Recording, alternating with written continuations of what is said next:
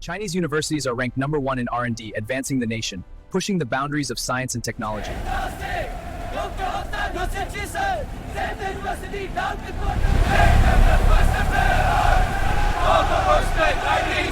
Hello friends, please like, subscribe, comment and share my video. Thank you. In recent months, headlines announcing Zhejiang University as the world's top-ranked university, followed closely by Shanghai Jiaotong University, have sparked both admiration and anxiety across global academic circles. These claims originate largely from the CWTS Leiden ranking of 2025, a bibliometric exercise that measures universities primarily on research output.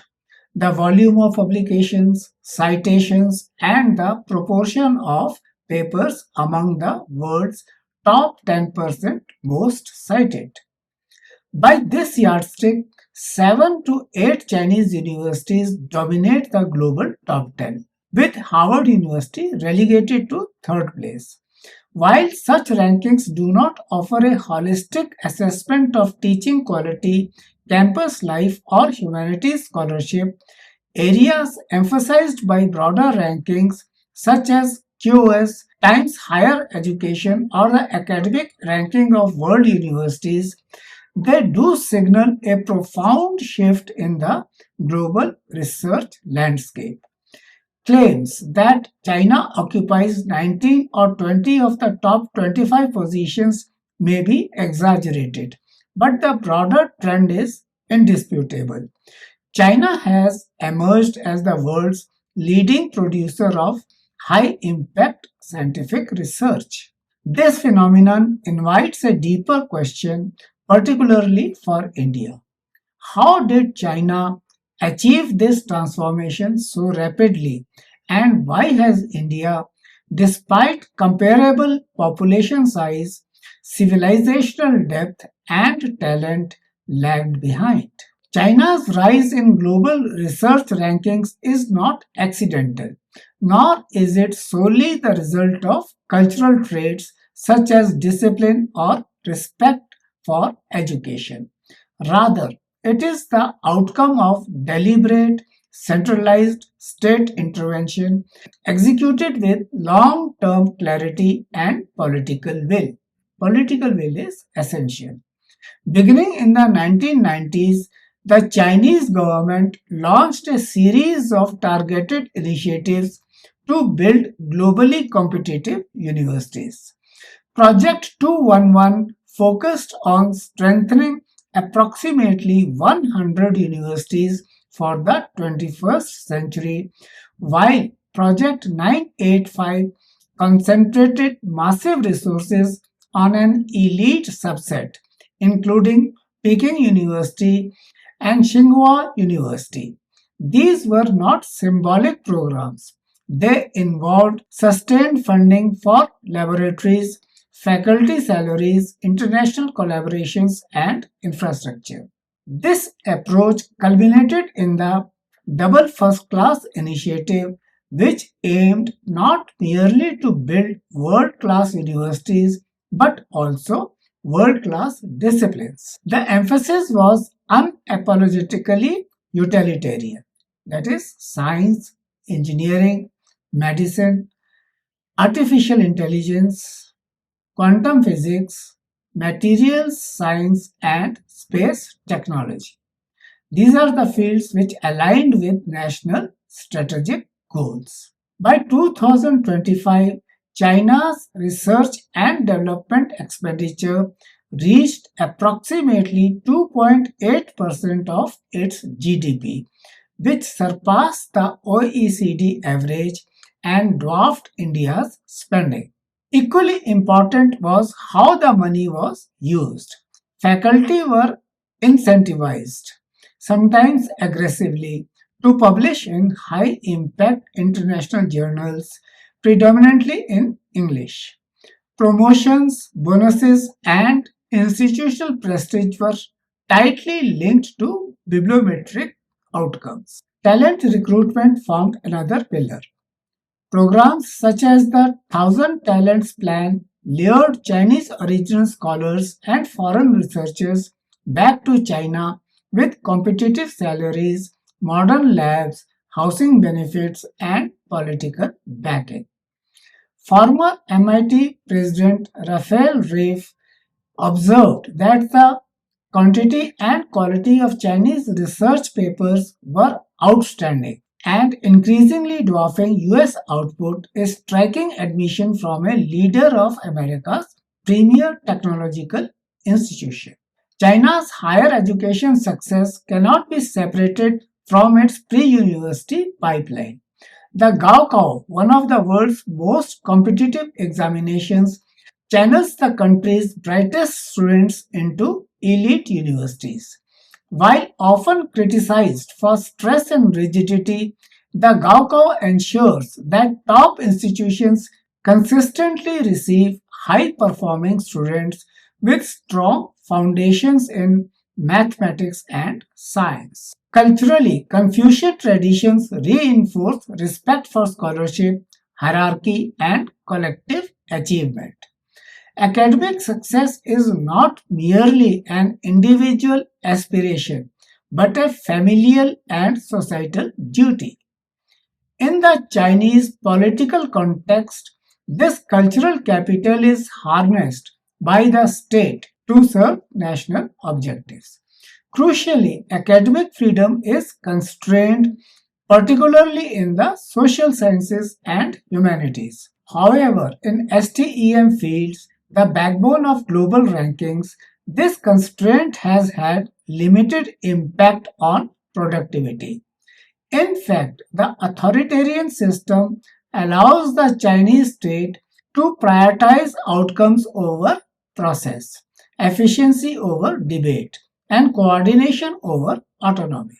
President Xi Jinping has explicitly linked higher education and research to national rejuvenation and superpower competition, framing breakthroughs in artificial intelligence, semiconductors, biotechnology, and space as existential imperatives. Universities are thus not autonomous ivory towers but integral components of state strategy. India's post independence higher education story began under vastly different conditions. In 1947, the country inherited a colonial system designed primarily to produce clerks and administrators. There were only 17 universities and 636 colleges, catering to about 238,000 students in a society with a literacy rate of roughly 14%, 14%. The early Indian leadership, particularly under Jawaharlal Nehru, viewed higher education as central to nation building. Institutions such as the Indian Institute of Technology or IITs, beginning with IIT Kharagpur in 1951, were modeled on global examples like MIT. The University Grants Commission or UGC, established in 1956, aimed to coordinate funding and maintain standards. Later, the Indian Institutes of Management or IIMs strengthened management education. From the 1960s to the 1980s, India expanded its university system to support public sector industrialization, scientific research, and administrative capacity. The post 1991 economic liberalization phase brought a surge of private institutions, dramatically expanding access. By early 2020s, India had over 1,168 universities and more than 45,000 colleges, with a gross enrollment ratio rising from 0.4% in 1950-51 to approximately 28.4% in 2021-22. Enrollment among historically marginalized communities increased significantly, and gender parity in higher education was nearly achieved, an extraordinary social accomplishment. Yet, this quantitative success masked deeper qualitative weaknesses. Unlike China's selective concentration of resources, India pursued massification without commensurate investment. Public expenditure on tertiary education hovers around 1.5 to 1.6% of GDP, spread thinly across thousands of institutions. Administratively, Indian universities suffer from excessive regulation but insufficient support. Multiple agencies, the UGC, AICTE, state governments, accreditation bodies, exercise overlapping control, often stifling innovation while failing to enforce excellence. Vice Chancellor appointments are frequently politicized, prioritizing ideological alignment or bureaucratic seniority over academic leadership. Research output remains limited. Faculty are burdened with heavy teaching loads, administrative duties, and compliance requirements, leaving little time for sustained research. Funding is fragmented, slow, and risk averse. Unlike China, India lacks a robust ecosystem of postdoctoral positions, research assistants, and well funded labs. Socially, India's commitment to affirmative action through reservations has been both a moral necessity and a policy challenge. While essential for equity and representation, poorly designed implementation, especially in faculty recruitment, has sometimes created tensions between social justice goals and research competitiveness. This tension is often exploited politically rather than addressed through systemic capacity building. The brain drain compounds the problem. India produces world class researchers, but many pursue careers abroad due to better funding, autonomy, and infrastructure. Ironically, Indian origin academics power leading laboratories in the United States, Europe, and increasingly China itself. The contrast between China and India reflects not merely educational policy differences but divergent political systems. China's authoritarian model enables swift decision making, long term planning, and ruthless prioritization. Resources are concentrated, dissent is minimized, and outcomes are tightly monitored. India's democratic framework, by contrast, prioritizes inclusion, debate, and decentralization. These are strengths for creativity and critical thinking, but can become weaknesses in execution. Policy continuity suffers from electoral cycles, coalition politics, and federal fragmentation.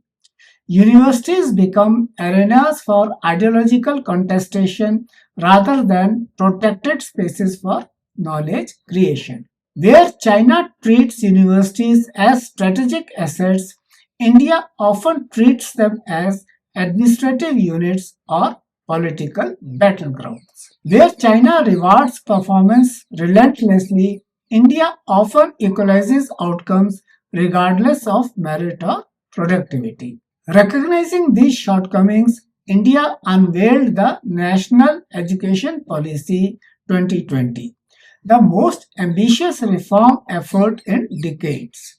The NEP or National Education Policy seeks to raise GER to 50% by 2035, promote multidisciplinary education, phase out rigid silos, and grant greater autonomy to high performing institutions. Initiatives such as the Institutes of Eminence, the National Research Foundation, and encouragement of foreign universities' campuses signal a renewed emphasis on research and global integration. The policy also aims to simplify regulation and reduce bureaucratic micromanagement. However, policy intent must translate into consistent funding, political restraint, and administrative reform. Without increased public investment, ideally approaching the long promised 6% of GDP and genuine autonomy in appointments and curriculum design, NEP risks becoming another well written document with limited impact. China's experience offers lessons, not a blueprint. India cannot and should not replicate China's authoritarian model. Academic freedom, social diversity, and democratic debate are long term assets for innovation. But India can learn from China's focus, scale, and seriousness. Concentrating resources on a limited number of research intensive projects, India's higher education revival hinges on a few clear imperatives. Resources must be concentrated on a limited number of research intensive universities capable of competing globally rather than being spread thinly across the system. University governance needs professionalization with leadership insulated from political interference and guided by academic merit only. Research careers must be made globally competitive through stable funding, clear incentives, and world class infrastructure. At the same time, India must actively reverse brain drain by creating structured pathways for top scholars to return and thrive. Finally, equity should be strengthened through serious preparatory investment, not by diluting academic standards, ensuring inclusion and excellence reinforcement rather than undermine each other. Global university rankings are imperfect tools. They privilege immeasurable outputs over teaching quality, civic engagement, and cultural scholarship. Yet, they serve as signals of national priorities and capacities. China's rise reflects a state that has decided knowledge production is central to power. India's lag reflects a system still torn between access and excellence, equity and ambition. The gap is not due to lack of talent but lack of sustained strategic commitment. If India can align its democratic values with administrative efficiency, its social diversity with academic rigor, and its youthful population with world class research ecosystems, it need not fear comparison with China or anyone else.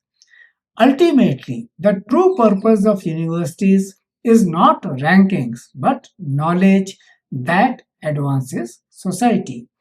On that front, India's story is still unfinished and its potential far from exhausted. Thank you for being with me. I shall soon come up with another video.